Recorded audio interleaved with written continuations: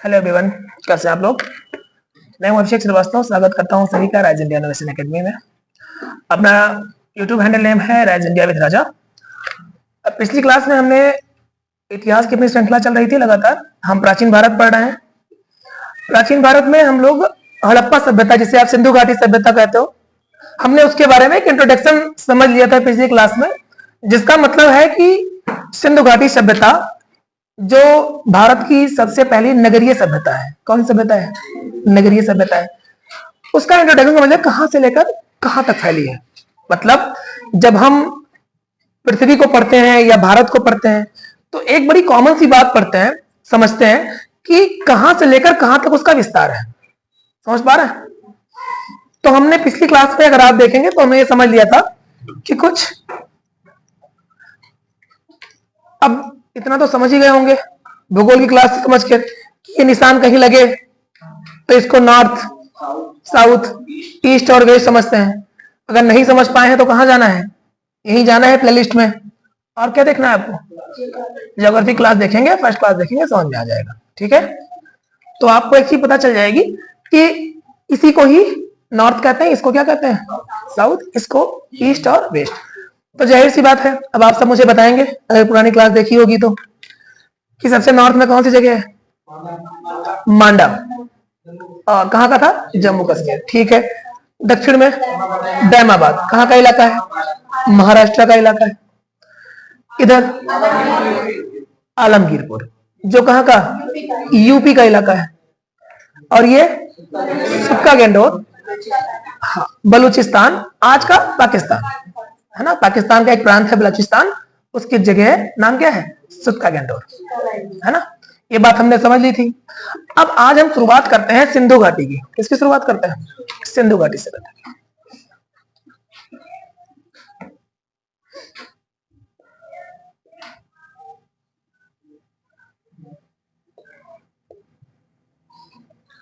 ठीक,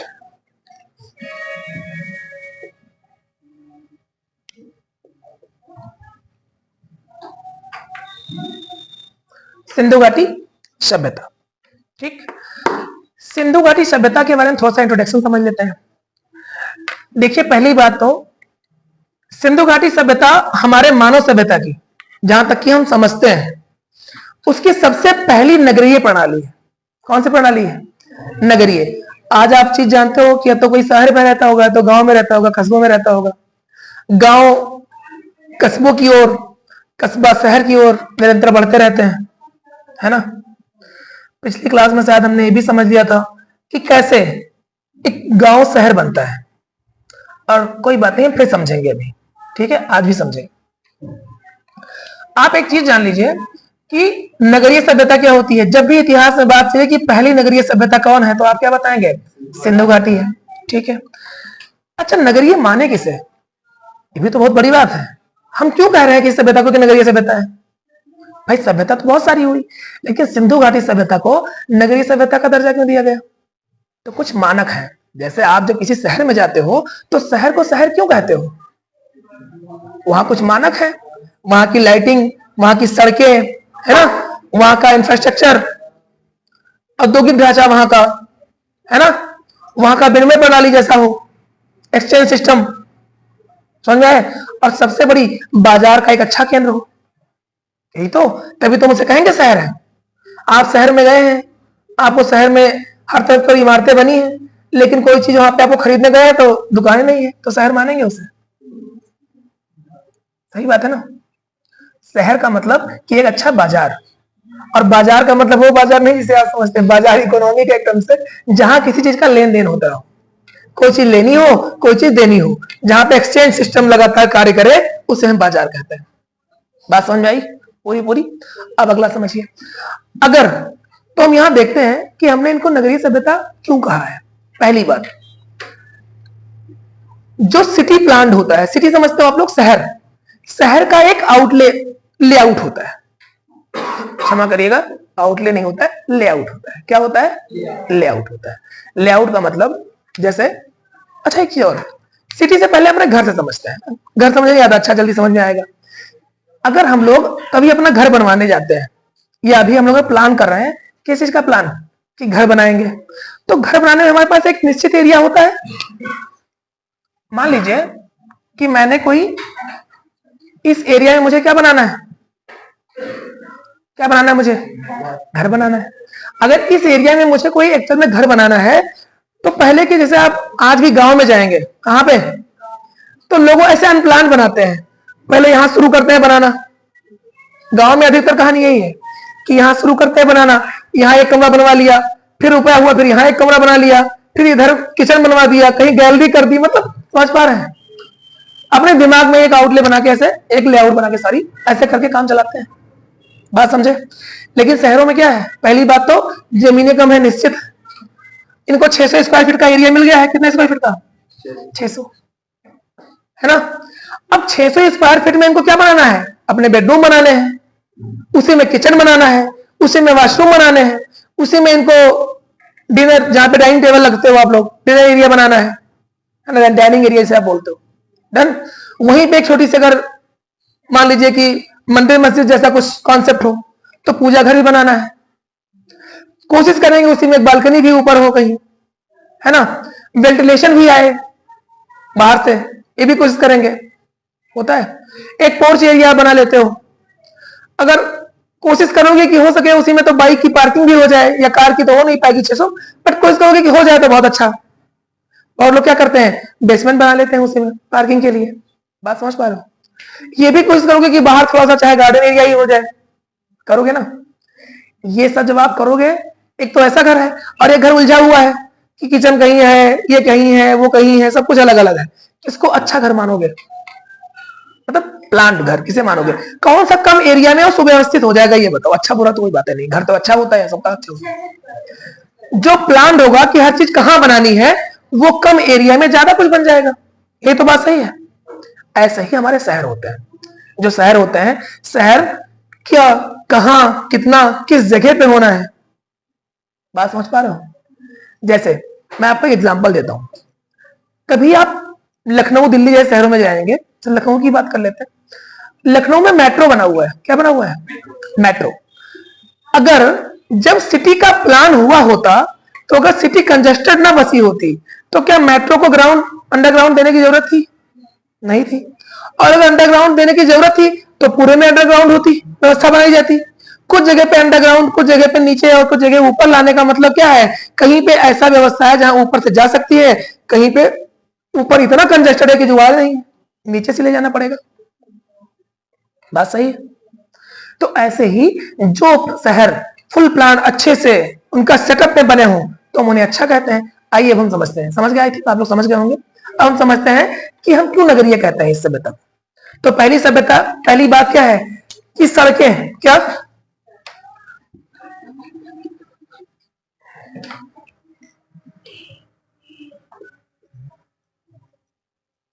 चलो, सड़कें कैसी हैं, एक दूसरे को समान समकोण पे काटती हैं। कैसी काटती हैं, समकोण पे काटती हैं, ठीक है।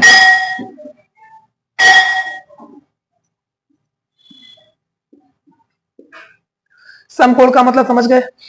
देखिए, अगर एक रोड ऐसे आई है, बात समझ पा रहे हैं, थोड़ा ये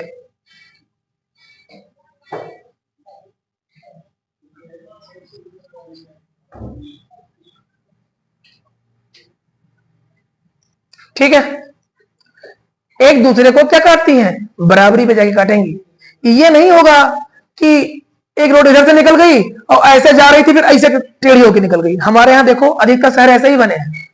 यहां से शुरू होगा 12 फीट का रास्ता, और यहां जाते जाते रास्ता बचेगा 4 फीट का। देखा है, किसी शहर के कस्बे में या शहर में ही जाइए आप अधिकतर, तो आपको गलियां ऐसे नजर आएंगी। कहीं पे गलियां खूब चौड़ी होंगी, कहीं पे गलियां में आप बाइक में निकाल पाओ, इतनी कंजेस्टेड हो जाएंगी। तो क्या उन्हें आप अच्छा कहेंगे? क्या उन शहरों का, उन गलियों का कभी बहुत अच्छे से वहां पे वाहन का मतलब आवाजाही हो पाएगा? नहीं हो पाएगा। तो और सबसे बड़ी बात क्या है, देखने में सुंदर लगती है ऐसे। आप कभी, आजकल तो बनने लगे हैं, जहां पे कहीं फ्लैट्स वगैरह जहां बनते हैं, कोई किसी ने अपने फ्लैट्स बेच रखे हैं या बना रखे हैं, या मान लीजिए जैसे आप, मैं अगर लखनऊ की बात करूं तो सुशांत गोल्ड सिटी का जो इलाका है, आप वहां जाइए, आप देखिए हर चीज को बिल्कुल बनाया गया है एक तरीके से। वो लोग प्लाटिंग करते हैं ना, आगे गेट दे दिया, बीच में रोड दे दी, कोई प्लाट प्लाट बना दी, सब लोग उसी प्लाट में घर बना रहे हैं। क्या जो लोग बिल्डर्स जो फ्लैट बनाते हैं वहां कभी जाइए, आपको एक जैसे सारे फ्लैट मिल जाएंगे, एक जैसे सारी रोडी मिल जाएंगी, कोई रोडी छोटी बड़ी नहीं होंगी, देखा है? सेम ऐसे ही। तो पहली चीज क्या है, जो इनकी सड़कें एक दूसरे को कहां काटती हैं? समकोण पे काटती हैं।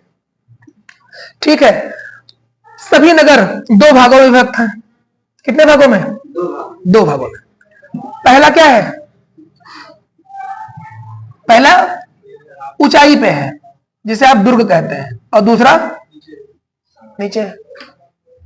ठीक है, मतलब दुर्ग और किला क्या कहते हैं? दुर्ग में कौन रहता है? दुर्ग में जाहिर सी बात है, अब बड़े बड़े घर पे, ऊंचे घरों पे कौन रहेगा? अभिजात वर्ग रहेगा, कोई हाई क्लास उनका रहेगा, है ना? या जो उस समय का जो लीडर टाइप का व्यक्ति रहा होगा, कोई तो लीड करता रहा होगा। लोग कहते हैं कि वैश्यों का लीडरशिप था यहाँ पे, बट कोई तो, क्यों कहते हैं? क्योंकि जो वर्ग व्यवस्था है वो बहुत सुकून पसंद है, लड़ाई दंगे पे ज्यादा विश्वास नहीं करते वो लोग।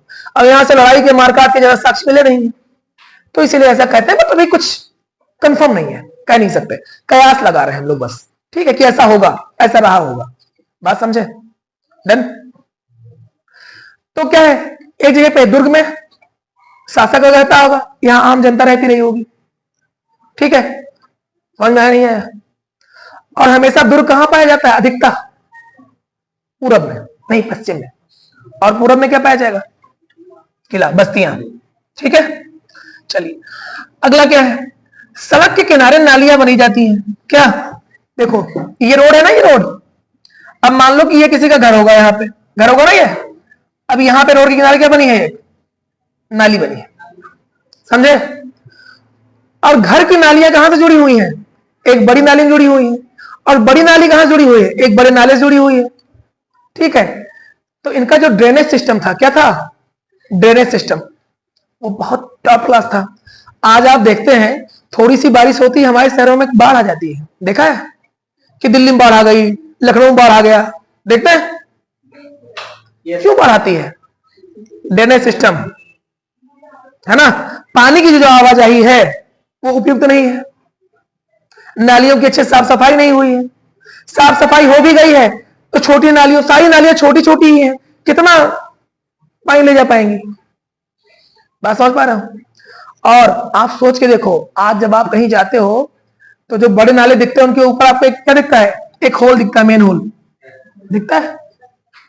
देखा है सर्कल टाइप ऐसे गोला, उसको उठा के उसके अंदर घुस के लोग साफ सफाई करते हैं।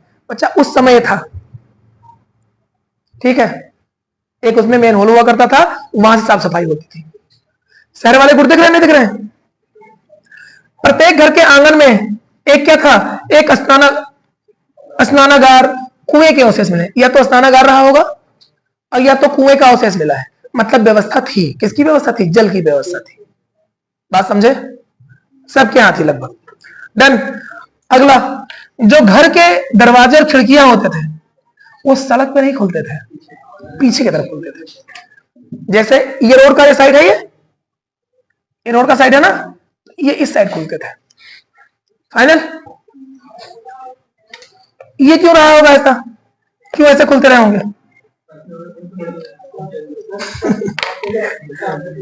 लड़ न जाए नहीं, देखो ना, ये भी तो हो सकता है कि उस समय के लोग इतने जागरूक थे, जैसे आजकल जिनका रोड घर पे बना हुआ है, मतलब सॉरी, घर जिनका रोड पे बना हुआ है, ठीक है, तो उनके छोटे बच्चे लोग रहते हैं तो कहते हैं बाहर ना जाओ, गाड़ी आ रही है, ये आ रही है, वो आ रही है। तो आवाजाही में लोगों को या तो दिक्कत होती है, या तो कोई लोग देखो आजकल देखा होगा, आप निकल रहे हैं, आप कार से जा रहे हैं, बाइक से जा रहे हैं, वो अपने रोड के बाहर, घर के बाहर रोड पे कुर्सी लगाए बैठे हैं। क्यों? दरवाजे के बाहर उनका बैठना अच्छा लगता है, तो पीछे की तरफ शायद बनाए होंगे कि पीछे बैठो आराम से, रोड डिस्टर्ब मत करो। बात समझे? जो भी उनकी मंशा रही होगी, बट ऐसा कुछ रहा होगा। अब इसमें सबसे बड़ा शहर जो निकल के आता है उसका नाम क्या है? हड़प्पा, है ना, जिससे आप क्या कहते हो? सिंधु घाटी को हड़प्पा सभ्यता भी आप कहते हो। क्यों कहते हो? क्योंकि पहला नाम ही किससे आया है? हड़प्पा से आया है।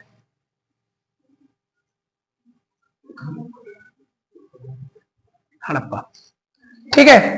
हड़प्पा वर्तमान में कहां पे है? इसमें रावी नदी के तट पे है। कौन सी नदी?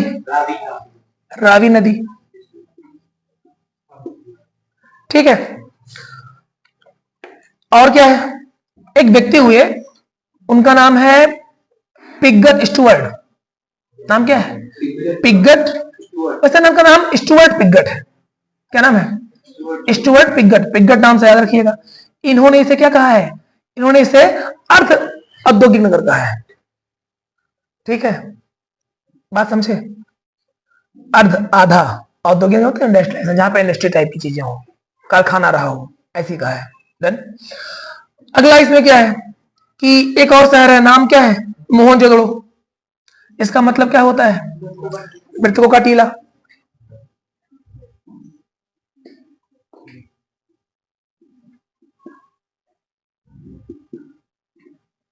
ठीक, मृतकों का टीला। फाइनल, मोहनजोदड़ो मृतकों का टीला।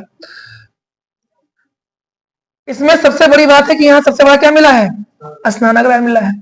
स्नानागार समझते नहीं समझते हैं? स्नानागार मतलब एक बाथ टाइप कह लीजिए, या छोटा मिनी स्विमिंग पूल कह लीजिए, काफी बड़ा है ये। ठीक है, बृहद स्नानागार नाम ही है। तो क्यों रहा होगा? हो सकता है इसमें लोग नहाते रहे हो, है ना, स्विमिंग पूल टाइप। हो सकता है इसमें कुछ धार्मिक अनुष्ठान किए जाते रहे हो। क्या? धार्मिक अनुष्ठान। जैसे कुछ ऐसे अनुष्ठान है जिनमें जल बहुत इंपॉर्टेंट, जैसे अभी छठ माता का एक अभी तो बिहार में बहुत प्रसिद्ध था, अभी तो यूपी में भी खूब पॉपुलर हो रहा है।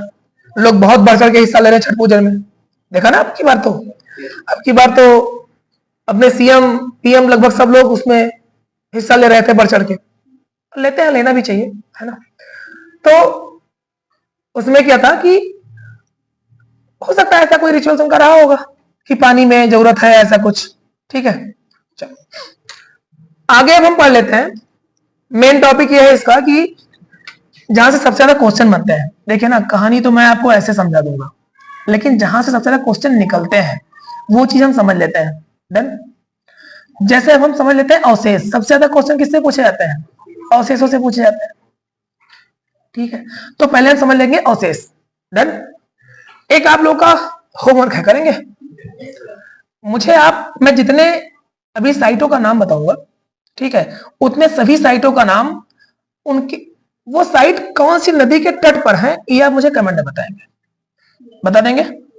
कर लेंगे। जैसे मान लीजिए मैंने हड़प्पा कहा, तो हड़प्पा किस नदी के किनारे है, तो आपको ऐसे लिखना है हड़प्पा डैश रावी, बस मैं समझ जाऊंगा।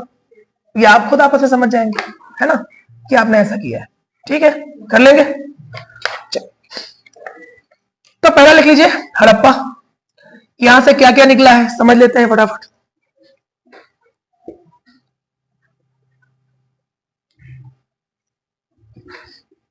पहला तो निकला है यहां से कब्रिस्तान। इसका नाम बहुत फेमस है, याद रखिएगा।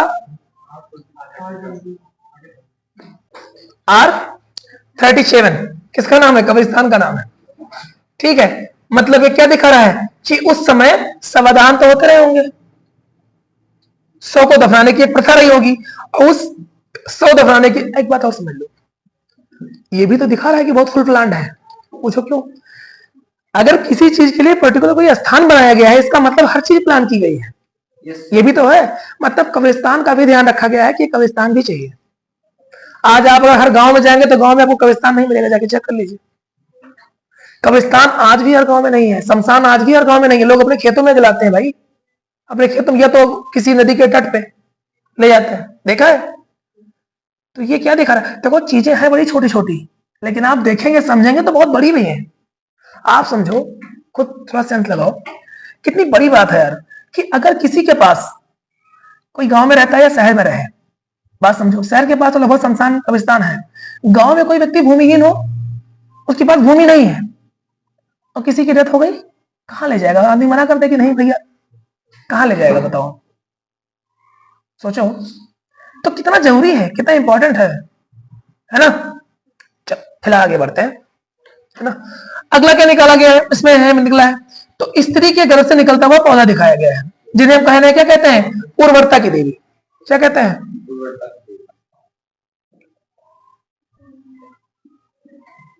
उर्वरता की देवी। किसकी देवी? उर्वरता की देवी। फाइनल। उर्वरता की देवी का मतलब क्या है? देखो, मैं आपको ये लिखाता चल रहा हूं, एक्सप्लेन करते हुए इसलिए चल रहा हूं क्योंकि आपको सारी चीजें समझ में भी आ जाए, हमको बार बार पढ़ना भी ना पड़े, एक ही बार में समझ लेंगे। ठीक है, कॉन्सेप्चुअल भी समझ लेंगे, फैक्चुअल भी समझ लेंगे, जितने फैक्ट हैं वो भी जान लेंगे और कॉन्सेप्ट भी समझ लेंगे कि ऐसा क्यों है।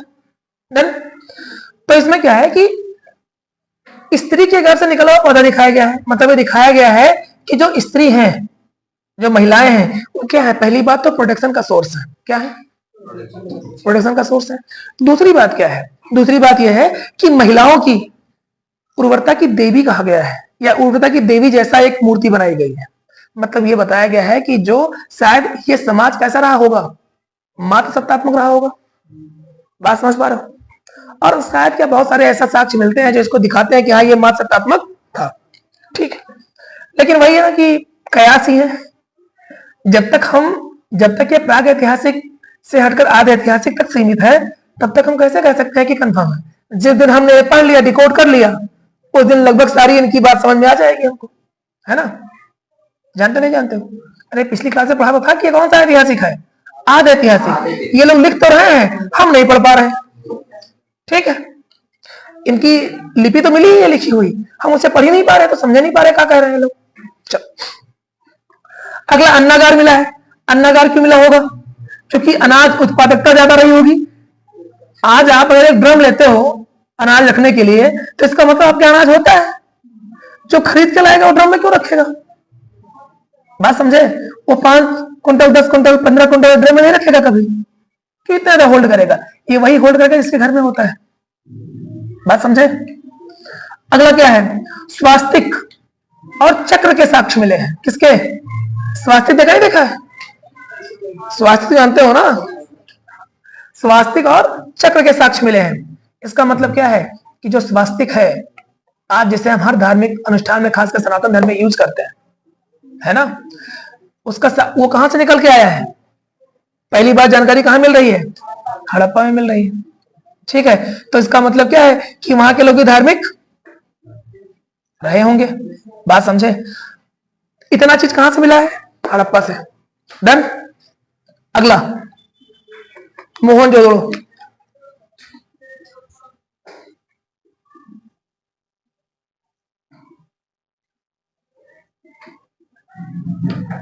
मोहनजोदड़ो, यहां से क्या मिली है? वक्राकार ईंटें मिली हैं। ठीक है, वक्राकार का मतलब वक्र नहीं समझते हो? हाँ, ठीक है, एक विशेष शेप में क्या मिल गई है? इनकी ईंटें मिल गई हैं, जो ईंटें अमूमन नहीं होती है ना? वक्राकार ईंटें तो नहीं होती है। अगला क्या है? यहां भी मातृ देवी की मूर्ति मिली है। किसकी मूर्ति मिली है? मातृ देवी की। फिर वही सेम बात आ गई। अगली क्या है? यहाँ पे कांसे की नर्तकी की मूर्ति मिली है, डांसिंग गर्ल। और डांसिंग गर्ल मिली है मतलब दो चीजें। पहली बात तो फिर दिखा रहा है कि महिलाओं को, है ना, और दूसरी बात क्या है कि डांसिंग की छूट रही होगी या उसकी विशेष महत्ता रहा होगा, भी दिखा रहा। अगर आप किसी चीज की मूर्ति या प्रतीक बना रहे, इसका मतलब उसकी विशेष महत्ता रहा होगा समाज में, नहीं रहा होगा। चलो, अगला मुद्रा पर अंकित, इनकी मुद्रा है विशेष, और मुद्रा पर अंकित क्या है? पशुपति की मूर्ति है। बात समझे? मतलब ये लोग पूजा पाठ तो करते थे। किसकी मूर्ति है? पशुपतिनाथ की। समझे? अगला क्या है? सबसे बड़ी ईंट के साक्ष्य मिले। इनकी ईंटें छोटी नहीं, बड़ी सी ईंट, और बड़ी बड़ी ईंटों के साक्ष्य, या बड़ी ईंटों के साक्ष्य कहां मिले हैं? तो मोहनजोदड़ो से मिले। ठीक है, अगला आ जाते हैं चौदड़ों पे। चौदड़ों पे क्या मिला है? वक्राकार ईंटें मिली हैं। मैं थोड़ा अब स्पीड पकड़ूं, थोड़ा सा आसान रहेगा, है ना? हाँ, तो मैं आपको बताता हूं कि चौदड़ों में क्या है कि वक्राकार ईंटें मिली है, मनके मिले हैं, लिपस्टिक मिली है, कंघा मिली है, और अलंकृत हाथी मिली है। फिर वही बात, महिला प्रधान चीजें आ गई कुछ। मनके क्या होते थे? मनके थोड़ा सा आभूषण की चीजें हैं, है ना, यानी आप गले वगैरह में पहन सकते हैं, छोटे छोटे मोती टाइप। बात समझे? आभूषणों में यूज किया करते थे। अगला क्या है? सुरकोटदा। क्या है? सुरकोटदा। सुरकोटदा सबसे बड़ी बात है कि यहाँ घोड़े की अस्थियां मिली हैं। एक बात थोड़ा मैं और स्पष्ट कर दूं, इतना चीजें मिल तो रही हैं, धार्मिक तो है, लेकिन आपसे कहीं क्वेश्चन में आ जाए कि बहुत बड़े मंदिर थे, तो मंदिरों के साक्ष्य नहीं मिले हैं, बड़े बड़े मंदिर और शिवालयों के साक्ष्य नहीं मिले हैं, सिर्फ किसके साक्ष्य मिले हैं? हाँ, पूजा पाठ है, रिचुअल्स है, उसके साक्ष्य मिल रहा है। ठीक है, अगला कालीबंगा क्या है? एक बात और है, अभी मैंने बताया कि घोड़े के साक्ष्य है, किसके साक्ष्य है? और एक और साक्ष्य वहां से कब्रगाह, वहां भी कब्र मिल रहा है, तो घोड़े के साक्ष्य मिले हैं। ये नहीं कहा जा रहा है कि खूब मात्रा में घोड़े थे या घोड़ों का खूब उपयोग किया जाता था, ऐसा कहीं नहीं कहा गया है, साक्ष्य मिले। फाइनल। अगला क्या है? अग्निवेदिकाएं मिली है, कहां से? कालीबंगा से। क्या मिली? अग्निवेदिका समझते हो? हवन कुंड। इसका मतलब कि हवन तो होता था, लेकिन क्या बहुत ज्यादा कम कांड था? इसके साक्ष्य नहीं है, बात समझे। अगला क्या है? जुते हुए खेत के साक्ष्य है, मतलब खेती किसानी। कांच की चूड़ियां मिली है, मतलब सौंदर्य प्रधान व्यवस्था थी। माणिक और मिट्टी के मनके मिले हैं पहनने के लिए, कुछ मनके बनाते थे, और कुछ मोती भी मिले हैं, समझे बात। बेलनाकार मोहरें मिली है, मोहर भी शुरू हो गई थी व्यवस्था। सिलबट्टा मिला है, मतलब लोग मसाला भी खाते रहे होंगे पीस पीस के, है ना। जुबान के भी क्या थे लोग? टेस्टी थे। अगला लोथल। लोथल में क्या मिला है? बंदरगाह मिला है, मतलब व्यापार भी होता था, समझे। अगला चावल और बाजरे के साक्ष्य मिले हैं, ठीक है। उसके बाद फारस की मोहरें मिली है, मतलब हमारा व्यापार किससे होता था? फारस से होता था, बात समझे। अगला 3 युगल की समाधियां मिली हैं, मतलब युगल समाधान, मतलब दो लोगों का एक साथ हो सकता है, ये करा हो। सती प्रथा ऐसी चीज रही, हो सकता है ना, या और भी कुछ हो सकता है, या कोई उनकी रीति रिवाज, उनके रिचुअल्स का कोई हिस्सा भी हो सकता है। ये इत्तेफाक भी हो सकता है कि दो लोगों की डेथ एक ही दिन हुई हो, एक ही दिन दफना दिए हो, ऐसा भी हो सकता है। क्या हो गया? उगल समाधान के साक्ष्य मिलते हैं, ठीक है। अगला धान की भूसी मिली है, फिर वही बात, मनका उद्योग। ये मनका का उद्योग है, समझिए। अभी तक मैंने क्या बताया कि मनके मिले हैं, मनके का उद्योग है, मतलब इसको बनाया जाता था, प्रॉपर बेचा जाता था, बात समझे। जैसे आज आप हार वगैरह मार्केट में मिलते हैं, नेकलेस वगैरह ना, क्या बोलते हैं? नहीं बोलते, हाँ, ठीक है। तो ऐसे समझ लो। अगला दिशा मापक यंत्र। आप एक चीज और समझिए, इनके पास दिशा मापक यंत्र की व्यवस्था थी, और ये व्यापार करते थे, अच्छा व्यापार करते थे, ठीक है। अगला क्या है? बनवली, बनावली है, क्या है? यहां से क्या मिला है? जौ मिला है, हल की आकृति मिली है, मिट्टी के खिलौने मिले हैं, तांबे का वाड़ाग्र मिला है। वाड़ाग्र समझिए, बाण के आगे वाला भाग, जो तिकोना वाला, रामायण महाभारत देखा ना, हाँ, वो जो बिल्कुल, हाँ, जो कुछ ऐसे वाला भाग वाड़ाग्र बोलते हैं इसे, बाण के आगे वाला भाग, ये भी मिला है, ठीक है। और कैसा मिला है? तांबे का मिला है, ठीक है। तो इतनी सब बातें ये थी, डन। चलिए, समझ गए? लिख लिया इतना? इतना अच्छे से आपको क्या करना है? याद कर लेना है। अगला आपको और समझना है, प्रमुख स्थल। क्या समझना है?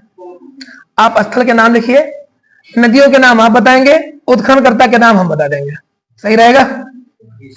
मैं सब बता सकता हूँ, ऐसा नहीं, मतलब बता दूं, लेकिन आप लोग भी थोड़ा मेहनत करिए, मेहनत करेंगे तो इंटरलिंकिंग बना रहेगा आपका ना, थोड़ा सा क्लास के साथ इंटर कनेक्टेड रहेंगे।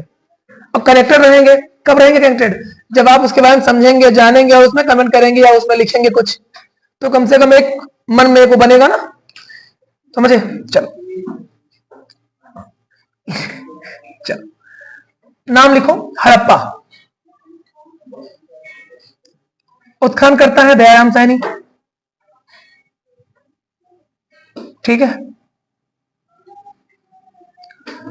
आप लोगों का इसका स्क्रीनशॉट टेलीग्राम पे पड़ जाएगा, ठीक है। मैं ये डाल दूंगा टेलीग्राम पे, ठीक है।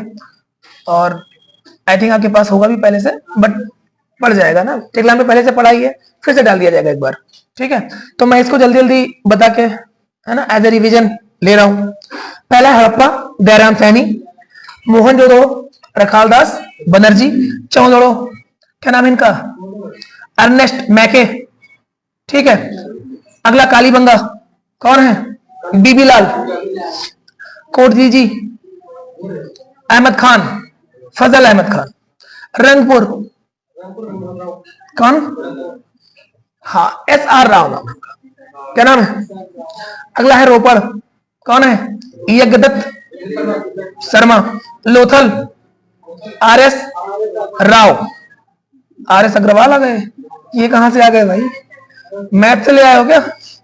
चलो अगला कौन है, बनावली, ठीक है, इसमें है आर एस बिस्ट और सुतका यंडोर, आर एल स्टेन, स्टेइन नाम है, आई थिंक स्टेइन नाम है, स्टेइन, है ना, समझे।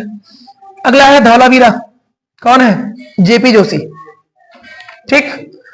अब आपको करना क्या है, हाँ, कौन सी सभ्यता किस नदी के किनारे है, ये आपको लिख देना है। और लगभग सारे क्वेश्चन बस यहीं से आपको मिल जाएंगे, ठीक है।